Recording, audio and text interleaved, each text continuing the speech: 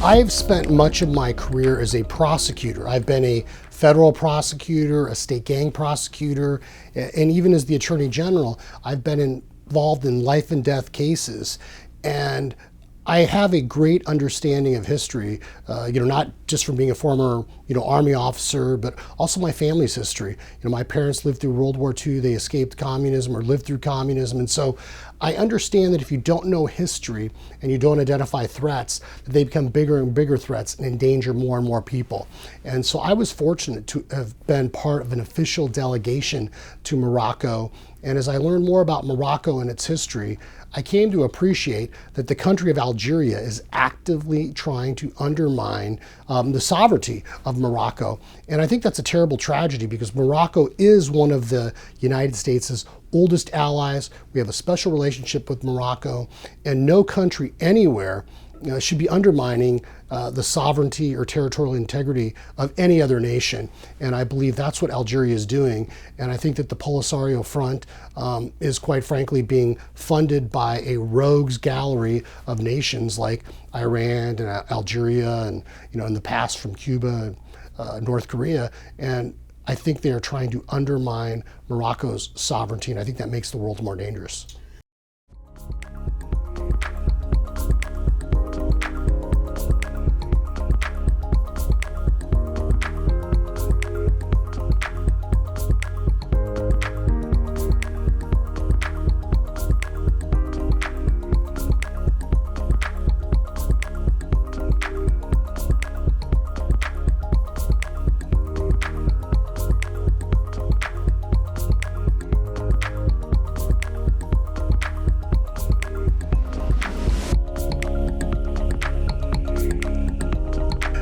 Part of the big issue is that not enough people in the West, in Western Europe and in the United States, recognize and understand what's going on right now in North Africa. And I've seen it firsthand. And one of the reasons why I was trying to draw attention and trying to make the case for Algeria being a state sponsor of terrorism is because the reality is we know that there are major terrorist organizations operating within the Polisario. We know that the Polisario would not exist without the help of Algeria and this, nations like Iran supporting it. So it is a threat not only to Morocco, but it's a threat to international security. And I think that the United States and the West should be doing everything we can to not only support our ally Morocco, but fundamentally understanding what Algeria is doing and how that has a long-term destabilizing effect in the region. I mean, look, the United States can't be the world's policeman, nor should it. But at the same time, we should help protect our allies. And when a country like Algeria is providing not only material support, when it's providing arms, and it's providing a base of operations for a group of people that mean the West harm and are destabilizing an ally, I think the United States and the Western Europeans should act.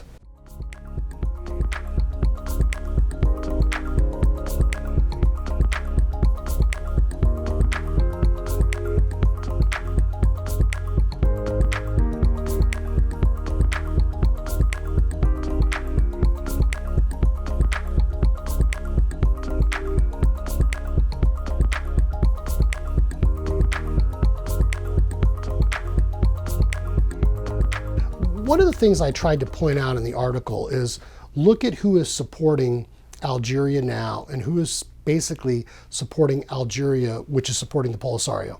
It is this kind of rogues gallery of countries like North Korea, countries like Iran, who have interests that are diametrically opposed to Western European and American goals and interest.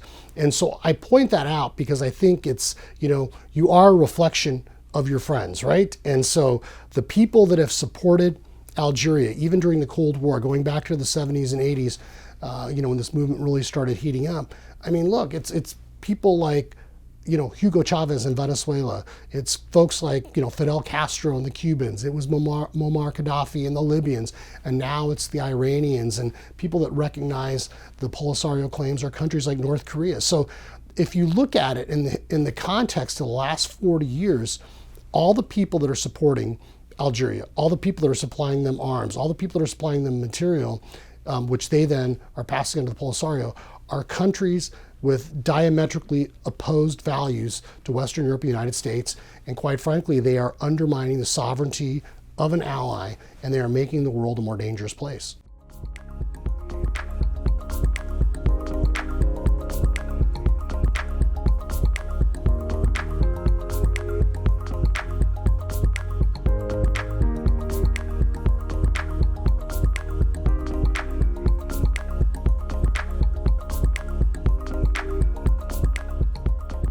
Well, according to past European reports, the aid has been misused.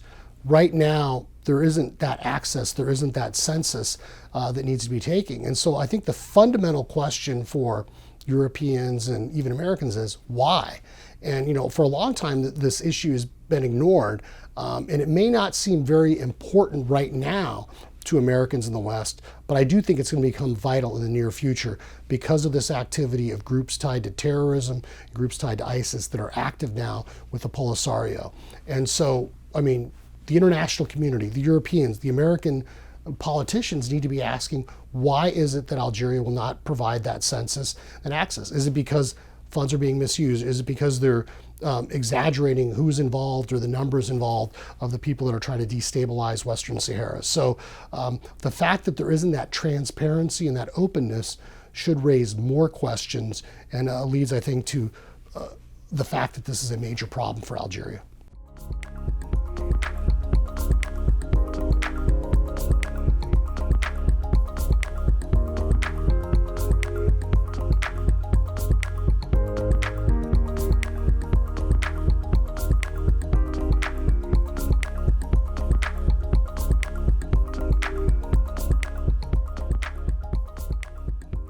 I feel like there are a lot of people in America that feel like they know something about Morocco. My goodness, one of the greatest movies of all time, Casablanca, is all about Casablanca and Morocco. And there's a touristy Rick's Cafe, which I've been to in Casablanca. But then I've also been to the Hassan II Mosque in Casablanca, which is an absolutely amazing, a beautiful religious shrine mosque there in Morocco that is open to everyone to visit. You go to places like Rabat, which is a very open capital, and Morocco has done an amazing job blending all of its traditions, those North African traditions and the Middle Eastern influence and the European influence, all comes together in a place like Rabat, where they respect all religions, and all people are respected there and treated fairly. And then you go to a place like Marrakesh, which is absolutely amazing and hard to describe. And so I do feel like Morocco could do a better job actually attracting Western tourism, because it's a place that a lot of people read about, they think they know about because of the movies like Casablanca or The Man Who Knew Too Much, or other recent films. But it is truly a place that you have to experience, and that means going there. And I just felt very welcome, and I felt just a lot of warmth there when I was there, and I look forward to going back again.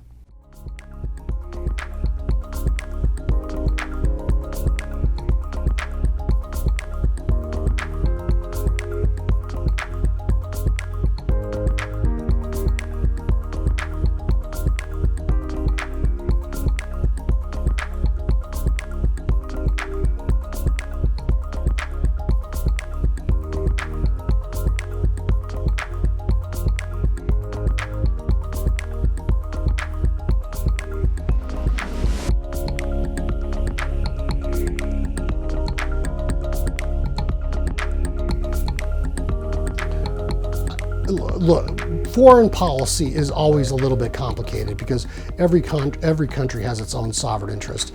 And part of the reason for me writing that article is I was trying to articulate to American readers why it's in our own interest to support our ally Morocco.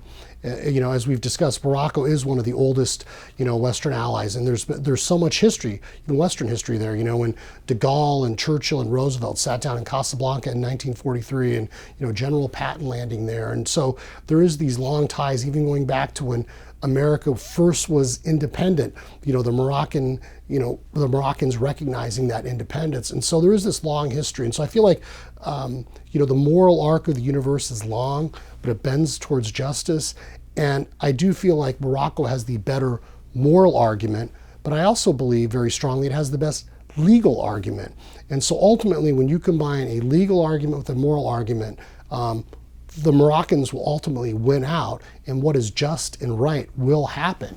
But unfortunately, I think until there's more international pressure on Algeria, we'll continue to see the Polisario trying to destabilize Morocco, which is unfortunate and dangerous. And so if I could wave a magic wand, I would urge the president to contact, France and put some pressure on France, so France will start putting some pressure on Algeria.